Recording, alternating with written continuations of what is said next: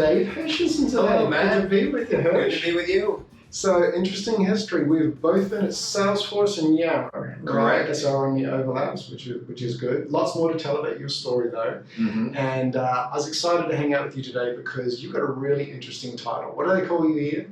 I am the Chief of Staff. Sounds awesome. I'd like to be the chief of something at some point. Very good. Chief of staff. All right. So that's cool. So I want to learn a little bit more about that. I've got a few questions I prepared for us to talk about your role and how you got here. Can you give me the Reader's Digest version of how you got here, which is where, by the way? Where are you right now? So I'm at a company called Trade.io. Mm-hmm. And so I've been in the Bay Area for over 20 years now, and I started my career at a small startup called Salesforce.com, like you. And so I've been fortunate enough to have picked a few great companies along the way. Or did they pick you? I mean, you know, at the end of the day, a little bit both. Everyone's looking for talent, right? Yeah, that's right. That's Take right. some credit. They found you. Yeah. So I spent time at Yammer, I spent time at Zendesk, I also spent time at Zenefits, managing a team of over 75 people. And then I did some consulting as well with other, where I worked with mostly SaaS companies to help them think about how they do selling and sales development strategically. Let's pause here for a second because it's really interesting. As you know, I do a bit of consulting. I've had that pre-Salesforce. I did 4.5 years consulting on sales process. How, as people think about, you know, sometimes we get in the grind, right? We're doing really well. Maybe we want to change the pace. What was that experience like for you? How long did you do consulting, and sort of, what was great? What was not so great about consulting, do you think? Yeah, I mean, so I did it for 2.5 years, and I absolutely loved it because it was a great way for me to step back from carrying a quota, but then also be able to leverage leverage the experience in my head and work strategically with a broad range of great companies from all sizes, where I could sit down with a team of executives and help them think about the way that they not only design their sales teams, but how they would structure them and enable them to help drive efficiency. Yeah, I think that's one of the great things about consulting is you get exposed to so many contexts. Yes. Right? You know, if you work for IBM for 20 years, there's the IBM way. Mm-hmm. And it evolves, and you can experience lots of different departments, but I think there's nothing quite like seeing those completely discrete contexts you were exposed to, which is great. But you made also an interesting comment for me, which is, you know, you had no quota. I think in your context in that role, you were very much about execution strategy and working with clients. For those folks out there thinking about consulting on their own, something I've done a couple of times. Yep. One thing that I have to remember is your first job the first thing you need to do when you're inside a client is sell your next job. Yeah. And it's actually, if you're responsible for BD and delivery, it's really hard. Yeah. People don't realize it. When I sat down with the CEO of the company that eventually hired me, he positioned it as I had two options. I could go out and grind and go build my book of business, or I could go work somewhere that had established clients that would just allow me to hone a new skill set from a consulting perspective versus having to worry about going out and closing my own clients. So I took that route, so I didn't have to worry about that piece, and it was great. Yeah, makes sense. And then you eventually landed here at Trade. Yeah. And so, for those who don't know, what does Trade do? We are a general automation platform that allows organizations to better integrate their cloud apps together. That was smooth. You shouldn't sales. All right. So when you first joined Trade, what were you doing? I was running sales development and enablement. So we had a team of 2 SDRs, which I eventually grew to over 18. And I did that for about a little over a year and change. And you've run some big SDR teams. Your inside sales has really been a core strength and specialty in your career, right? Yeah. And it's been a unique situation for me because I've managed both sales development and inside sales teams. You don't typically see that combination, so it just depended on whatever the opportunity was. I would take on inside sales, I take on sales development, and that's how I operated. And I really like that because the career path often is SDR to inside sales. Definitely. And you sort of bridge those gaps. Yeah. So a lot of SDR managers talk to me about what's next, you know. And you can make a great career specializing in SDRs, and you can run some really big teams. However, some folks feel that they want to build a different engine. Yeah. Right. And inside sales is a natural progression. And when you have those conversations with leaders, they tend to want you to have that closing experience before they allow you to go manage a team of sellers. So it's really important. And I tell that to SDR managers all the time is, you can know how to manage people, but you also have to know how to run a deal and forecast, and there's all these different skill sets that you need as an individual contributor to then go and help other teams be successful. Yeah, 100%. So you did that, and then you were promoted to Chief of Staff. Yes. So it's one of these great titles. I remember when Customer Success was the first title. Everyone was like, no one had any idea what the hell it was.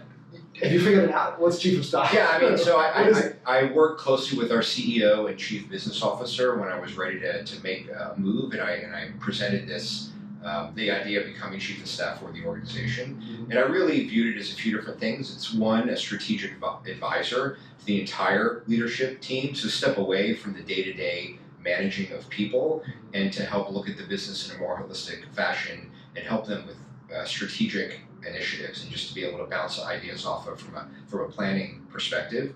The second piece to what I do is I manage initiatives that my boss, the Chief Business Officer, has when it comes to anything related to sales, and so special projects. I also, ultimately, the way that I will gauge my success as a Chief of Staff is if I can help improve productivity of the sales organization. So I'm directly tied to that. I mean, I have quarterly MBOs, but at the end of the day, if the sales team doesn't succeed, then I don't view my job as a success. So this is interesting. Chief Business Officer, where do you folks sit in relation to, say, the head of biz operations, revenue ops, or sales ops, whatever you call that? Yeah, so that falls, so the person who runs that here at Trey also reports to the Chief Business Officer. Okay. So the Chief Business Officer owns everything from SDR to sales, along with revenue operations. So what's that transition been like? You know, you were on the front line, you were carrying a team with direct quota. Yeah. What did you hope it would be? What have you realized it is? Yeah. And were there any surprises, I guess? Yeah. I mean, I think what I've been most excited about is the independence that I now have to think about the projects that I have to go execute on and then work cross-functionally.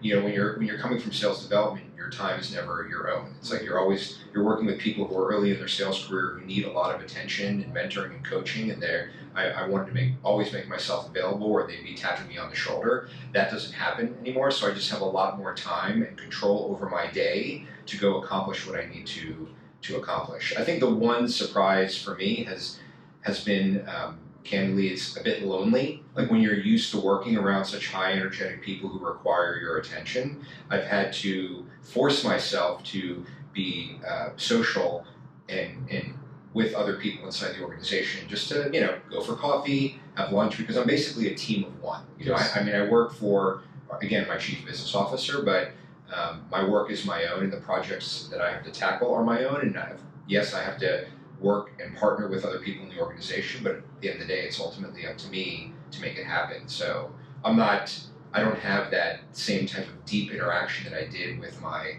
managers and SDRs. It's interesting, isn't it? Because you think about it, in the past, everyone's seeking you out.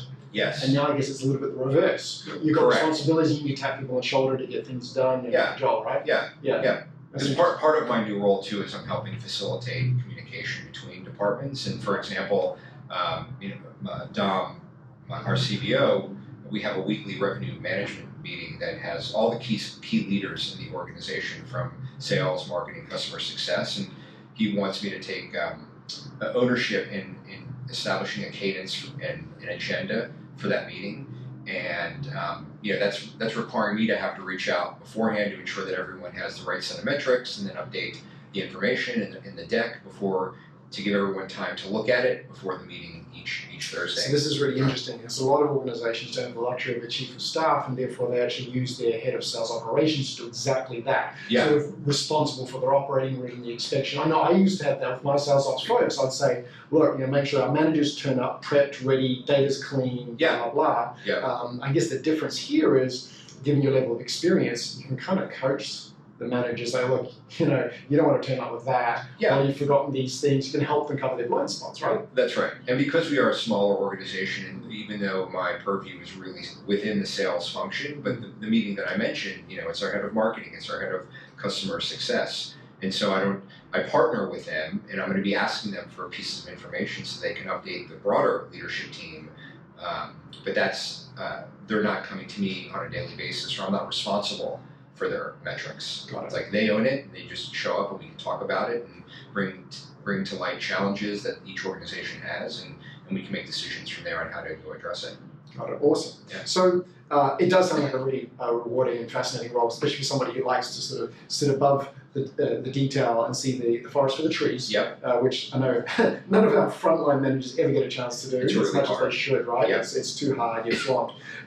So for folks aspiring to this role, what do you think are the most critical experiences they should get under their belt before being ready to make a really meaningful contribution in a role like this? Yeah, I think there's a lot of project management. So it's given tasks and objectives and being able to come together with a plan, present that plan, and provide updates to broader constituents inside the organization on where things stand. I'm going to pause you on that. So, because I know early in my career, when I was doing some enterprise stuff, project management as a discipline was something where I kind of had to learn the glossary of terms and some of the basic processes to be effective running really large projects. Have you found that? Have you actually, so for example, are you running Gantt sheets? Are you doing risk, are you doing project update, all the sort of stuff that project managers Yeah, I mean, so I would say, yes, but it's leveraging experiences I got from my consulting business where I engage in say if I'm building a playbook and I had a 4-week outline of what I would do and the steps involved. So it's very, because we're not that big, so I can create, we use a tool called Notion where I build out project plans inside of that, where it's just the 5 basic steps of what I'm going to do, when are the dates due, who are the stakeholders that I'm going to involve. I link any external documentation resources, Zoom meetings that are recorded all on one page, so that I can, as long as I'm sticking to that time frame, that's really all at this point my boss wants. Got it. Yeah, that makes sense. Yeah. But some basic project management. Some basic, that's right. Yeah. Okay. Here's the schedule. Here's when we need to be done. Here are the milestones, and how we're going to measure the effectiveness. Got it. So you have the chief of staff role. Let's assume for a moment that you're in this role for 3, 4, 5 years. Based on what you've heard and what you've seen, and folks who've had this role before, what are the options from here? What do you think are some logical next steps if someone wanted to do something different next? What do you think it would be?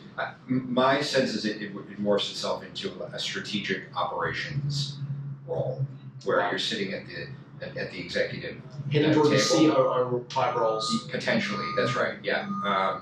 For some, I've talked to others in this role who they want to go be a chief revenue officer because they're partnered with that individual and they have a sales experience. Personally, that's not something I want to do, but other chiefs of staff who work for sales leaders do see themselves as a way to step into that CRO role with a much different experience because they've gotten the strategic component as part of the chief of staff, but then they're tied back to ultimately, a revenue number, right? Yeah. So look, you're seeing a lot of contexts, a lot of sales leaders, some good ones, some bad ones. Let's talk about the good ones. What are sort of the traits or characteristics you've observed in really effective sales leaders? If there are some common threads you could say, all the good ones do this, behavior like this, or have this discipline. What would that be? So a few things stand out to me, Matt. First and foremost, transparency, because when leaders make decisions, they have to ensure that when they lay down the law, they have to provide context and answer the why to the team, and they need to be able to do that in a way that makes sense to the organization to get people fired up and behind the decisions that are made. Second, vulnerability, in that we as humans are not perfect. And any great sales leader that I've worked for can exude that vulnerability in a way to know that, they may not know everything and they're willing to acknowledge their shortcomings and want to be able to just build a great team around them and help go figure out the problems of the day and execute on a number. So the third component, when I think about those people that have helped me in my career, leaders, such as yourself, right? You helped me grow in ways that made me a better seller, And I think back to other managers who, at the end of the day, they're looking out and figuring out how to help their people grow and move on onto the next step. And so some of the best leaders I work for, especially thinking back to my time at Salesforce.com, where we had a team of say 10 account executives, and by the end of several years, all 10 of us were on doing other things, whether it be managing teams or moving into an operational role or sales ops, marketing. That individual, he actually was able to get everyone on his team promoted into other areas of influence, and I really view that as the benchmark for me as a leader, as well as I want to help people grow, and those that didn't operate in that mindset just didn't respect them as much. It's funny, that's actually one of my favorite areas of investigation during interview process for leaders is talk to me about where's your last team at? And the team before that and the team before that. More experienced leaders, okay, so you can show me a team from 8-9 years ago, where are they at? And how did you contribute to that? And blah, blah, blah. I think it's really important. Are there any early warning signs, leading indicators that you've observed that would tell that leader is not going to succeed? I mean, clearly the opposite of everything you just said, but is there any sort of behavioral traits you've observed where it's like, if someone operates like this, they're usually not going to make it? Yeah, I mean, I would say from they weren't able to connect with the team and they were more numbers driven, like you became a number on a spreadsheet versus trying to really understand the human aspects of what I was dealing with and how I could get past that. And so that was always difficult for me. And I've just seen other people not react to that in a good way. I know other leaders who I've seen not perform well are ones that just didn't have a handle on the basic metrics and being able to understand, have a good understanding of what drives their business and their inability to make decisions based on data. That took a while for me to understand in my career, where I worked for some really smart people, former engineers who were sales leaders, I think like a Frank Van Veenendaal, right, who grew Salesforce's corporate business, and he was a former engineer and just knew his business inside and out, working for other leaders who weren't like that, and then coming back to leaders who had a strong handle on their business. It just made such a difference. And what it really taught me was I got to get smarter about the way that I look at my business, and as well as have a set of metrics that I can go after and report to and hold my team accountable for. And it's a lot more clear cut that way. Yeah, it's interesting, isn't it? Because revenue cures all evil. It sort of papers over everything until it doesn't. Yeah. Right? Those leaders can get by fine till things go south, and they were unconsciously competent. They didn't know why they were winning, right? Yeah. So when you go south, they don't know which dials to turn to fix things. Yeah. 100%. Cool. Bonus question, if you'd like to answer it. Yeah. You've been in this game a while, apparently. Are there any personal philosophies or values you'd like to share with folks, sort of how you think about bringing yourself to work each day, that you might want to share with the group? Yeah, it's interesting. There's one adage that if there's one thing I impart on people in teams that I've worked for before, especially in technology, is that change is the only constant.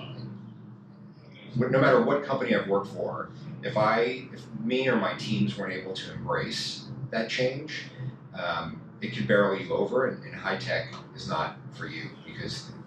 But if you understand, you come into the office every day focused on what's within your control. You shy away from a lot of the corporate drama that can occur day in and day out.